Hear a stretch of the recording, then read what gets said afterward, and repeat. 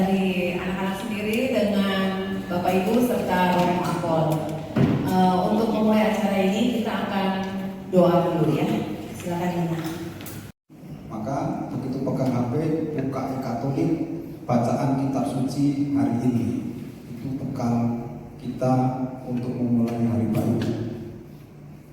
Jangan, oh saya HP-nya Android, tapi nggak ada kuota, celaka juga kan. Amang, ada dong e-Katolik Amang? Jangan dong, Android dong? Nanti sampai rumah download e-Katolik dong. Di situ ada ibadat harian, ada bacaan harian, ada renungan, macam-macam, ada doa-doa. Itulah yang resmi dalam gereja Katolik, begitu sederhana dan murah. Bisa kita Santo Santa itu bisa menggapai kesucian selama masih di dunia. Untuk sampai di situ, menjadi orang Katolik itu bukan hanya masalah pilihan etis atau gagasan mulia tentang surga, tetapi harus punya pengalaman diselamatkan oleh Allah. Kalau kita tidak punya pengalaman diselamatkan oleh Allah, menjadi Katolik adalah penderitaan, karena hanya ikut umum, ikut orang tua. Karena orang tua Katolik, maka aku harus Katolik. Di sini kau terlambat, duduk di belakang sana. Ya. Siapa yang punya pengalaman diselamatkan oleh Allah? Duduk.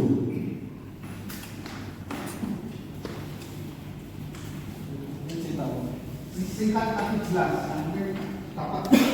Saya dulu itu waktu kecil pernah sakit malaria, dan itu udah lumayan parah terus, tapi itu pokoknya keluarga itu udah nggak ada uang lagi buat berobat, tapi dibantu sama Pak Sur. Orang Katolik itu adalah mewartakan Injil.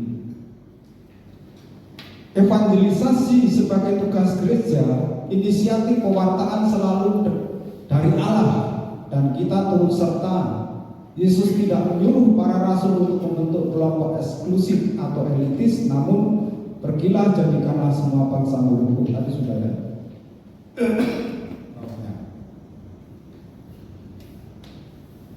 Nah, kita sebagai orang yang diselamatkan oleh Allah tidak hidup sendiri.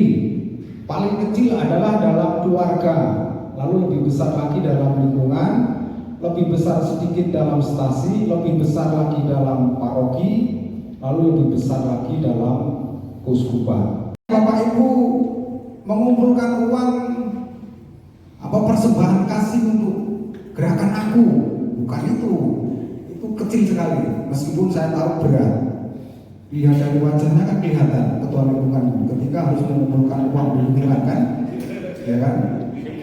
Karena tidak mengalami pengalaman Paskah tadi, tidak punya persembahan kasih dalam hidup. Dan Bapak Ibu kalau pelit ya mati dengan dirinya sendiri. Kalau orang kaya pelit, yang disebut bukan kekayaannya tetapi pelitnya. Orang itu pelit, tidak disebut kayanya, tapi disebut pelitnya. Coba Bapak Ibu.